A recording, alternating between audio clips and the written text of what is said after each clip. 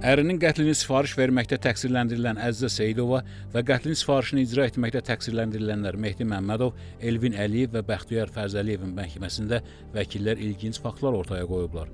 Bakı Ağır Cinayətlər Məhkəməsində hakim Roman Ələkbərlinin sədrliyi ilə keçirilən iclasda onların müdafiəçiləri Əzizə Seyidovanın ittiham olunduğu maddə üzrə təqsirinin sübuta yetirilmədiyini deyərək ibtidai istintaqda yol verilən yanlışlıqlardan danışıblar. Əzizə Seyidovanın sifarişçi kimi ittiham olunduğuna rəğmən onun hansı məbləğdə ərinin qətlini sifariş verdiyi məlum deyil. Müdafiəçilər bunu istintaqın yol verdiyi nöqsanlardan biri kimi qiymətləndirib. Zərərçəkənin hüquqi varisi isə vəkillərin ortaya qoyduqları arqumentlərə etirazını bildirərək məhkəmədən işə obyektiv qiymət verilməsini xahiş edib.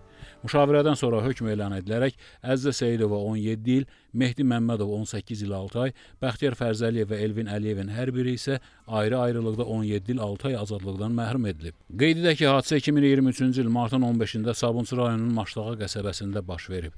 İttihama görə 23 yaşlı Əzizə Seyidova həyat yoldaşı Əli Seyidlini cəzalandırmaq istəyib. O, ərinin qətlini tanışı Mehdi Məmmədliyə sifariş verib.